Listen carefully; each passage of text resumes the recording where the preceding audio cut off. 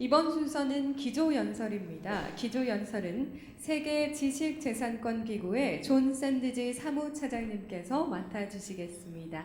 사무차장님을 박수로 모시겠습니다.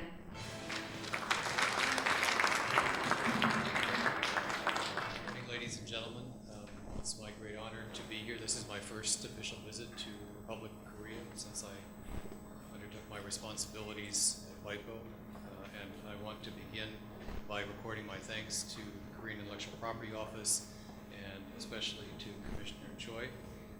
It's a great privilege for me to be here participating at this conference on IP and value creation. I would also like to convey the sincere congratulations from my Director General, Dr. Francis Guri, Director General of WIPO, for the 50th anniversary of the Invention Day of the Republic of Korea. Over the last half century, the Republic of Korea has enjoyed, is that better? There we go. All right. So over the last half century, the Republic of Korea has enjoyed exceptional, and really we should say phenomenal, economic success, which has been driven in no small part by its firm commitment to innovation. I'm particularly honored to deliver my keynote address on this historical day in a country which is justly celebrated for its great innovation and its well-developed IP culture. Intellectual assets play an important role in value creation, growth, and economic performance. The intellectual assets created through the processes of innovation represent a major share of the value of today's businesses. Over the past few decades, the center of wealth creation has been shifting from physical capital to intellectual capital. Indeed, in 1978, the asset distribution of corporations in the S&P 500 index was 95% in tangible assets and 5% in intangible assets, while by 2010, that ratio had largely been reversed. The share of tangible assets dropped to 20% and the intangible assets rose to 80%. In a number of advanced economies, the rate of increase in investment in knowledge-based capital is consistently outpacing the rate of increase in investment in physical capital.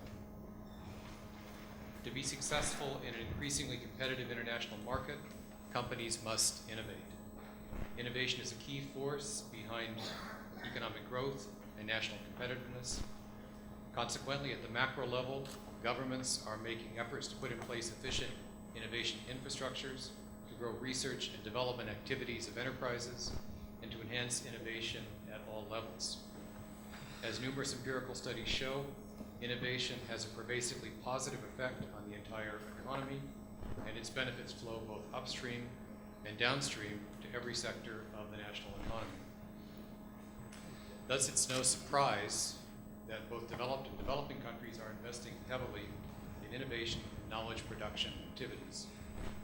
The latest OECD data show that in spite of the global economic downturn, world investment in R&D has increased steadily since 2007 and has reached some $1.4 trillion in 2012. The data also show the changing landscape of global R&D toward Asia. Since 2009, China has become the second largest R&D performer behind the United States of America. And in addition, the Republic of Korea has become the world's most R&D intensive country in 2012, spending a whopping 4.4% of its GDP on R&D.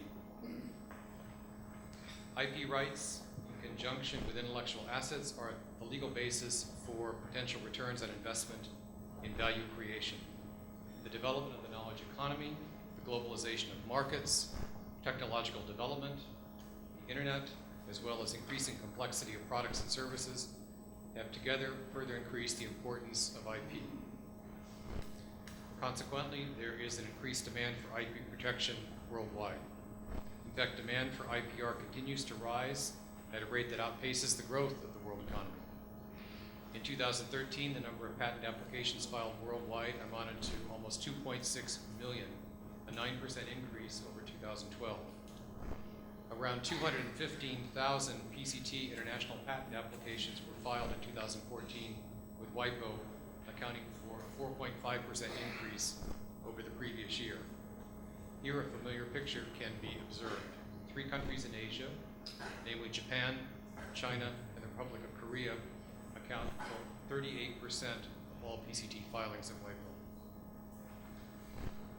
Focusing more specifically on the Republic of Korea, as Commissioner Choi has told us, in the past 13 years, it has more than doubled its patent applications to over 200,000, and more than 13,000 PCT applications were filed in 2014 alone, putting the Republic of Korea in 5th place after the US, Japan, China, and Germany.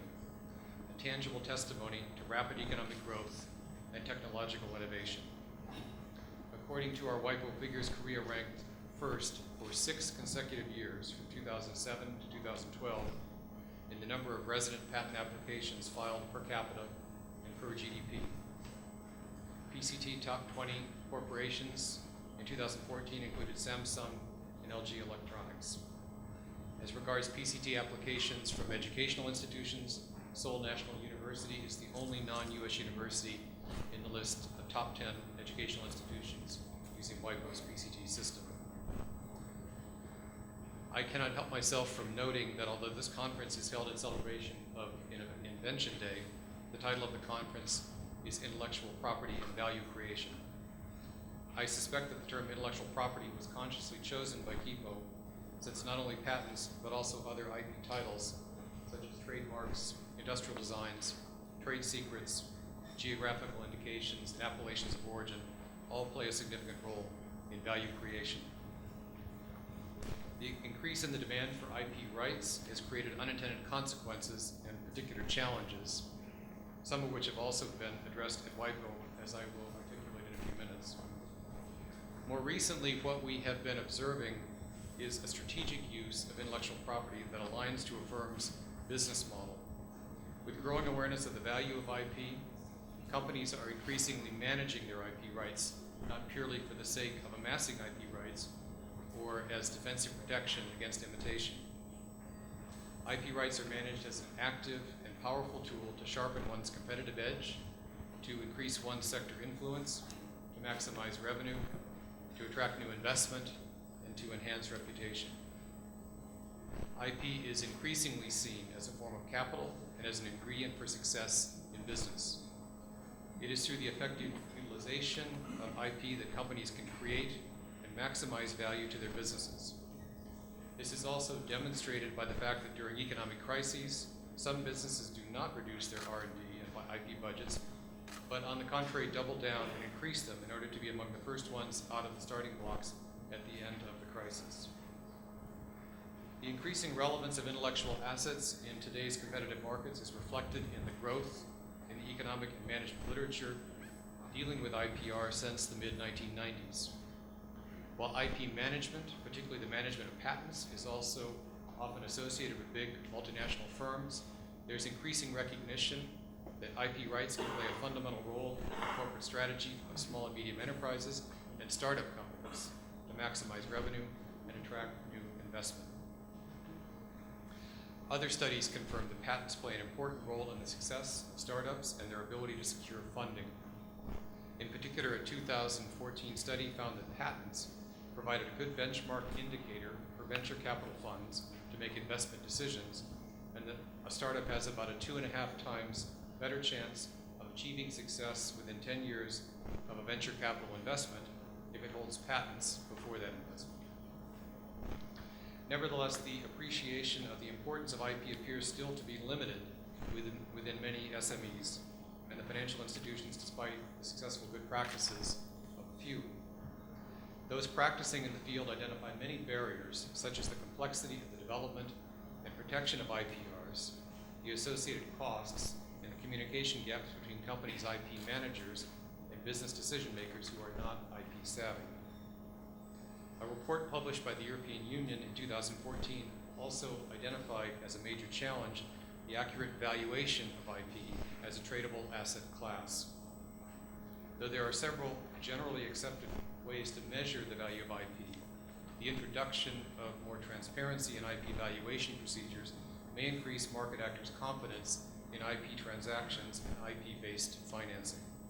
This will also allow companies and investors, as well as policymakers, to to make informed decisions about the real value of intellectual assets. In today's global economy, the international dimension of value chains and competition cannot be neglected in leveraging IP to generate added value. Thus, many WIPO activities are relevant to the international value creation. Our firm objective at WIPO is that our global IP systems, namely the Patent Cooperation Treaty, the Madrid system for the international registration of marks, the Hague system for the international registration of industrial designs, and the Lisbon system for appellations of origin, each provide innovators and businesses with speedy, reliable, streamlined international systems to enable them to protect their innovations and intellectual assets in multiple countries. The growth and the use of these systems has continued at a robust pace, and we will ensure that they remain healthy and good value for money. To make these systems truly global, we've been working with a number of prospective new contracting parties. We hope to see this work materialize in the form of new members. In this regard, we're delighted with the recent developments that are occurring in respect of the Hague and Madrid systems. Last year, the Republic of Korea joined the Hague system, and in February this year, Japan and the United States of America also joined. These are major new developments for this system, which will increase its viability and attractiveness around the world. We also highlight Canada's ongoing efforts to join the Hague and Madrid systems in the near future, and the Association of Southeast Asian Nations, ASEAN, at joining both systems. And as you may know, the diplomatic conference for adopting a new act for the Lisbon Agreement is currently taking place in Geneva. If that new act is agreed, international registration under the Lisbon system should be even more attractive for companies and users. In addition to expanding the geographical reach, we pay close attention to the efficiency, quality, and cost effectiveness of the international work product of our IP systems at WIPO. Users will not use the systems in international value creation unless these systems are reliable and economical. For example, the importance of the quality of PCT work products is essential to the well-functioning of the international patent system for the benefit of offices, users, and society as a whole. Effective IP management requires time and cost-efficient dispute resolution. The WIPO Arbitration and Mediation Center enables private parties to settle their IP and technology disputes efficiently and outside of the court system. The WIPO Center also offers domain name dispute resolution services. Its records demonstrate that the WIPO Center is truly an international dispute settlement body. In 2013, we had almost 2,600 internet domain name disputes, which were filed by complainants and respondents from 109 countries. And these cases were decided by WIPO panelists from 50 countries in 14 different languages of proceedings. In addition, in our response to increasing litigations involving standard essential patents, the WIPO Center makes available tailored arbitration model submission agreements. And using these model agreements, parties may refer their disputes involving determination of fair, reasonable, and non-discriminatory or FRAND licensing terms to WIPO arbitration. Beyond the development of the international filing and registration system, a fundamental part of WIPO's activities is the progressive development of international norms and standards. The process of developing international IP law is driven by the member states and takes place within 3 WIPO standing committees dealing with specific legal matters, that is patents, copyright, trademarks, industrial designs, and geographical indications. Another intergovernmental committee deals with issues relating to genetic resources, traditional knowledge, and folklore. The norm setting work at WIPO is currently very complex. It's becoming very difficult to reach international consensus on many issues across the UN system, not just at WIPO, but also at WIPO. In the area of patents, we observe a high disparity among member states' views regarding the harmonization of substantive patent law. Member states have different priorities given their interests and their positions in the international arena. As a result, the current agenda of the Standing Committee on the Law of Patents, for example, includes only broad topics such as patents in health, transfer of technology, and the quality of patents. We cannot, however, bury our heads in the sand and ignore reality.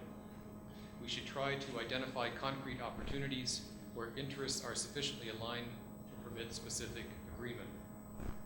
Beyond the political divide, patent offices and courts all over the world are responsible for determining the patentability of inventions in accordance with their applicable law. Does the accurate and timely determination of patentability meet the interests of everyone? Even in the area of patents, which is not entirely devoid of political controversy, I hope it will be possible to identify common challenges that require concrete and practical international solutions. As Director General Guri has said, multilateralism offers the unique and indispensable values of legitimacy and universality, which are so important for developing successful solutions to global challenges. The promotion of the understanding of and accession to WIPO-administered treaties is another important task in WIPO's normative work. In the area of patents, the membership in the Patent Law Treaty shows gradual economic expansion 15 years after its adoption. The U.S. joined the PLT in 2013, Canada and Japan are in the pipeline. We would be delighted, of course, to hold consultations with the Republic of Korea on that topic. I would like to add a few words on global infrastructure and development. International normative frameworks and international practical cooperation are like two sides of the same coin. We can achieve a lot through practical projects that help IP offices manage the rising global demand for IP titles. Take, for example, the Digital Access Service, which offers rapid, secure, and inexpensive means of exchanging priority and similar documents between IP offices, or the centralized access to search and examination or case system platform, which facilitates the sharing of search and examination information between IP offices. These are important elements of shared technical infrastructure that improve the quality and efficiency of global IP operations. Development and capacity building are also important areas of the work of my organization. Developing countries often seek opportunities successfully to participate in and utilize the IP systems in order to meet their needs and developmental priorities, whether it's in international transfer of technology, local innovation, or responding to public health needs. Their aspirations are, in fact, no different from those of other more advanced countries. The question here is how to reap the benefits from the IP system and to enhance their participation in the global innovation economy. In conclusion, ladies and gentlemen, the first Korean Invention Day was celebrated 50 years ago. Let us remember that innovation and creativity is a long-standing tradition embedded in the society and culture of the Republic of Korea. The world's first metal movable printing type was invented in the Republic of Korea in the 13th century. And the Hangul alphabet is another great innovation from the 15th century that dramatically increased the literacy rate of Korean people. Knowledge is power, but imagination, using and transforming knowledge for the benefit of humankind is even more powerful. We stand on a broad foundation of knowledge on which we can build innovation and value and continuously push the frontiers of knowledge. The IP system must develop hand in hand technological, cultural, and social advances in order for us to continue harnessing innovation and value creation. Let us believe in the power of imagination for a better IP system. And the Republic of Korea is a wonderful example showing us that the right use of IP can help a country fully to harness its innovative potential. I thank you very much for the opportunity to speak to you this morning, and I wish you a successful